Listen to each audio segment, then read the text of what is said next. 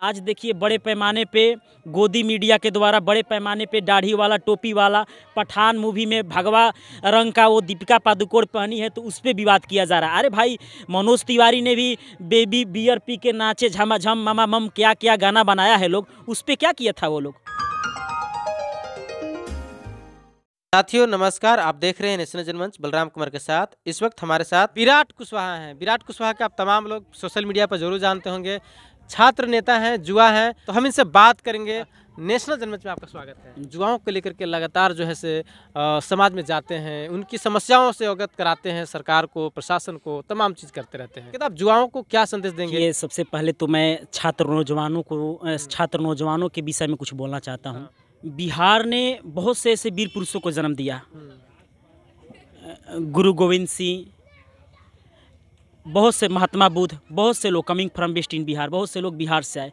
लेकिन जिस प्रकार से बिहार में अभी वर्तमान स्थिति देखा जाए, आज शिक्षा, स्वास्थ्य और रोजगार का स्थिति दिन प्रतिदिन चौपट होते जा रहा है। नीतीश कुमार जी बिहार के सत्ता पे 17 सालों से काबिज है, लेकिन आज बिहार का स्थिति पूरी तरह से चौपट हो गया है। आप देखिए, पीएम पैकेज के अंतर्गत 1 लाख युवाओं को प्रशिक्षण देने का वादा किया गया, वो भी पूरी तरह से फेलियर हो गया। लॉ ऑर्डर पूरी तरह से फेलियर है। आज बड़े पैमाने पे कॉलेज, यूनिवर्सिटी और कॉलेजों का स्थिति आप देख रहे हैं। ग्रेजुएशन का सेशन लेट है, एमए का सेशन लेट है। पूरी तरह से कॉलेजों का स्थिति पूरी तरह से चौपट हो गया और कॉलेज के और यूनिवर्सिटियों के वीसी साहब अपने बच्चों के चुनाव प्रचार में व्यस्त हो जा रहे हैं। तो ये स्थिति है और ये विडंबना है कि हम ऐसे बिहार में जन्म लिए जिसका इतिहास गौरवान्वित है। और आज बड़ी शर्म की बात है कि बिहार को ऐसे घटिया राजनीतिक और ऐसे घटिया माहौल में ढकेला जा रहा है और ऐसे घटिया माहौल के कारण बिहार के छात्र नौजवानों का भविष्य अंधकार में होते जा रहा है। अभी 20-21 को ही हम लोग प्रोटेस्ट कर रहे थे, धरना प्रदर्शन पटना में शराबबंदी को लेकर दे रहे थे और हमारे धरना प्रदर्शन में ही 2 युवक शराब के नशे में धुत होकर गिर गए थे। अभी इससे पहले जनता जंक्शन न्यूज़ नेटवर्क पर मैंने बाइट दिया था, उस बाइट में डायरेक्ट मैंने वहाँ पे एक्सपोज करने का काम किया है। तो ये स्थिति है बिहार का ये स्थिति है। नीतीश जी का एक काम आपको अच्छा नहीं लगता है कि उन्होंने शराबबंदी किया? पूरे भारत में सब जगह शराब धड़ल्ले से बिक रहा है, लोग पी रहे हैं, मर रहे हैं। बिहार में नीतीश कुमार इतना बड़ा जो है से काम किया है कि उन्होंने शराब को बंदी करने का हिम्मत जुटाए। देखिए, सराहनीय है कि नहीं? बिल्कुल सराहनीय है। और जब नीतीश कुमार जी ने इस नीति को लागू करने का काम किया तो पक्ष और विपक्ष के साथ साथ बिहार के बहुत से ऐसी महिला वर्ग की लोग थी जिन्होंने चढ़ बढ़ के इस योजना को समर्थन करने का काम किया। और हम आम जनता को फायदा मिला है कि नहीं लोगों को? बिल्कुल मिला है। आज जिस पर चोरी, डकैती, लूटपाट के जो घटनाएं हैं वो उसमें इजाफा हुआ, उसमें काफ़ी मात्रा में घटना घटी हुई है। लेकिन हम आम लोगों को भी सोचना चाहिए कि ये बिहार हमारा है और जो सरकार द्वारा नियम और लागू लगाया जाता है, नियम और नीति लागू किया जाता है, उसको हम लोगों को बड़े पैमाने पे समर्थन करना चाहिए। लेकिन इसमें बड़े पैमाने पे शराबबंदी अगर विफल है तो इसमें बड़े पैमाने पे सत्ताधारी लोग संलिप्त है और बड़े पैमाने पे पूंजीपति लोग संलिप्त है। सबको पता है भाई शराब कहाँ से आ रहा है। बड़े पैमाने पे बिहार के सटे हुए राज्यों से आता है, टैंकरों से आता है, ट्रेनों से आता है, निजी वाहनों में भर भर के लाया जाता है। तो शासन और प्रशासन को भी पता है कि शराब कहाँ से आ रहा है, शराब के खेप बड़े पैमाने में बिहार से कहाँ मिल रहा है। ये विडंबना है और हम युवाओं को आगे आकर अपने बिहार के हक के लिए आवाज़ उठाना होगा और जाति और धर्म से परे होकर हम लोगों को एक साफ सुथरा बिहार बनाना होगा। और ये तब संभव होगा जब छात्र नौजवान कुछ बेहतर चुनने का काम करेंगे, कुछ बेहतर देखने का काम करेंगे और किसी बेहतर दिशा में अपने ऊर्जा को लगाने का काम करेंगे। अच्छा, केंद्र की जो बिहार में 75,543 सीटों पर अभी हाल ही में वैकेंसी की घोषणा हुई है। बिहार ने तो इतना बड़ा छात्रों के लिए रोजगार सृजन किया, उतना वैकेंसी भी दिया। केंद्र की जो मोदी जी का बड़ा था कि भाई हमने 2 करोड़ लोगों को नौकरी देंगे, 10 लाख रुपए देंगे, तमाम चीज़ें थी। केंद्र में मोदी जी ने अभी तक कुछ उस तरह का ऐलान नहीं किया, उन पे क्या कहेंगे आप? देखिए, नरेंद्र मोदी देश के सबसे विफल प्रधानमंत्रियों में से एक है। शायद हो सकता है कि इस बाइट को लेकर हमको पार्टी से बैन भी कर दिया जाए या निकाल भी दिया जाए, लेकिन देश के सबसे विफल प्रधानमंत्रियों में से एक है नरेंद्र मोदी जी। उन्होंने देश के अर्थव्यवस्था के साथ साथ देश के युवा पीढ़ी के भविष्य के साथ खिलवाड़ करने का काम किया, चाहे वो काला धन के विषय में हो, चाहे रोजगार के विषय में हो। अभी इससे पहले 1 साल पहले का बात है, रेलवे और एनटीपीसी के गलत नियम और गलत फैसले के कारण आज जिस प्रकार से पटना में और देश के अन्य भागों में छात्र नौजवानों को दौड़ा कर पीटा गया, वो स्थिति से किसी से छिपा नहीं है। हमारे देश का जीडीपी, हमारे देश का नेशनल प्रोडक्ट स्थिति पूरी तरह से दयनीय हो गया है। इससे साफ जाहिर होता है कि नरेंद्र मोदी देश को रसातल में ले जा रहे हैं, और साथ ही साथ देश जब लूट रहा था तो इसमें सबसे बड़ा योगदान हम छात्र, नौजवान और युवा साथियों का था। क्योंकि आज बिहार का स्थिति आप देख लीजिए ना, केवल साठ-गांठ वाली राजनीति है, केवल अपने कुर्सी बचाने का राजनीति कर रहा है लोग। भाजपा महागठबंधन, एनडीए महागठबंधन, ये क्या है भाई?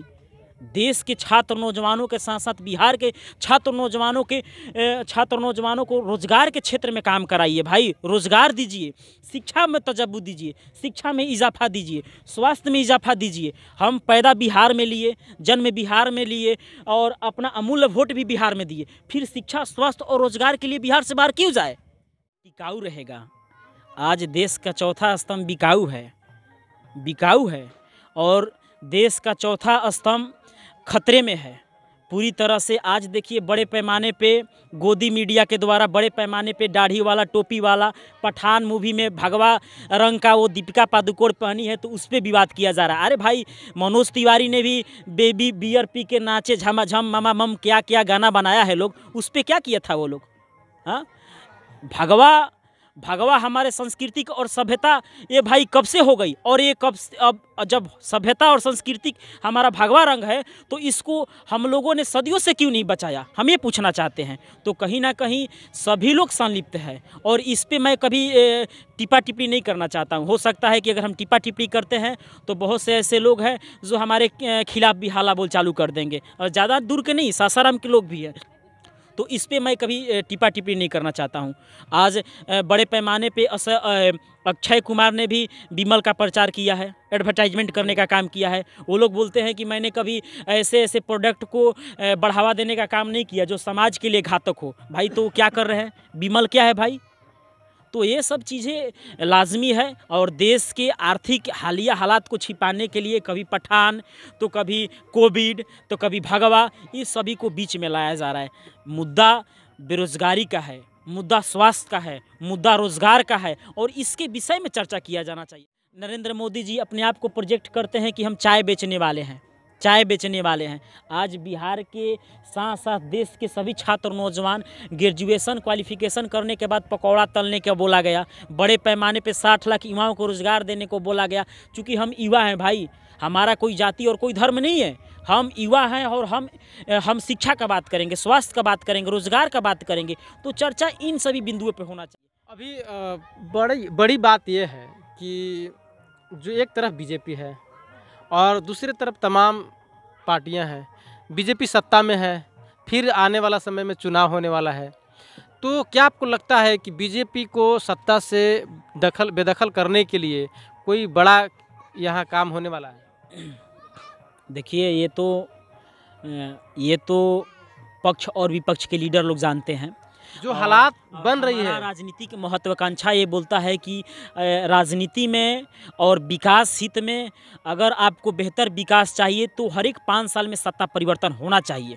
अगर सत्ता परिवर्तन नहीं होगा तो विकास बिहार के साथ साथ पूरे देश से कोसों कोस दूर रहेगा। और नरेंद्र मोदी जी ने तो बहुत से ऐसे वादे किए युवाओं के हित में, माताओं बहनों के हित में, महंगाई को लेकर, देश के हालिया हालात को लेकर, लेकिन सब में फेलियर हो गए नरेंद्र मोदी जी। आज बड़े पैमाने पे जो गोदी मीडिया है, जो देश के चौथा स्तंभ है, वो बड़े पैमाने पे कोरोना को दिन रात हेडलाइट करने का काम किया जा रहा है। तो कहीं ना कहीं देश जान गया है, छात्र नौजवान जान गए हैं कि आने वाले 2024 के चुनाव में हम लोग अपना अमूल्य वोट देकर सत्ता परिवर्तन करने का काम करेंगे। और आपको लगता है कि मोदी का कोई मुकाबला करेगा? मोदी जी अनंत थोड़े नहीं है, उनका भी अंत होने वाला है, ऐसा थोड़े नहीं। वही हम जानना सबका चाहते अंत हैं, है। वही जानना चाहते हैं कि इस बार जो चुनाव होने वाला है तो उसमें कोई मोदी जी का विकल्प बनने वाला है? बिल्कुल बनेगा, बिल्कुल बनेगा। और चुनाव से पहले रूमर फैल जाएगा कि कौन कौन इस बार सत्ता पे कौन काबिज होगा, और सत्ता परिवर्तन होगा तो कैसे सत्ता परिवर्तन होगा। आप लोग भी समझदार है, देश की युवा लोग समझदार है, सभी लोग समझदार हो गया है, आज के जनरेशन में सभी लोग समझदार हो गए। विगत 2014 से लेकर अभी तक देश में क्या ऐसे बदलाव हुआ है, आप ही बतलाइए क्या बदलाव हुआ है। शिक्षा के क्षेत्र में, रोजगार के क्षेत्र में, किसी भी क्षेत्र में, दवाई, सिंचाई, कढ़ाई, बुनाई, पढ़ाई, ये सभी चीज़ों बिहार के साथ साथ पूरे देश से कोसों कोस दूर है। केवल अंबानी और अडानी को 64,000 करोड़ रुपया कर्ज लिया गया था प्रचार में 2014 में नरेंद्र मोदी जी को सत्ता पे काबिज होने के लिए। क्या वही मुकेश अंबानी जी को कर्ज को माफ़ कर रहे हैं नरेंद्र मोदी जी? हम पूछना चाहते हैं, क्या वही कर्ज को माफ़ कर रहे हैं? और देश के युवाओं के साथ जिन्होंने आपने जो बड़ा वादा करने का काम किया था, उस वादे को कब निभाइएगा आप? कहीं ना कहीं ज़मीनी हकीकत पे देश के स्थिति को हम लोग देखने का काम करें, और सभी युवा लोग देखने। हमारे साथ विराट जी थे, विराट कुशवाहा इनका नाम है, काफ़ी चर्चित हैं, युवाओं को लेकर राजनीति में भी सक्रिय रहते हैं। तमाम बातें हैं, लगातार इसी तरह हम किसी न किसी नए चेहरे के साथ आपसे मुखातिब होते रहेंगे। तमाम दर्शकों को जो नेशनल जनमंच देख रहे हैं, उन तमाम लोगों को मेरी तरफ से धन्यवाद, शुक्रिया। साथियों, नेशनल जनमंच को सब्सक्राइब करें, साथ ही बेल आइकन की घंटी को बजाएं।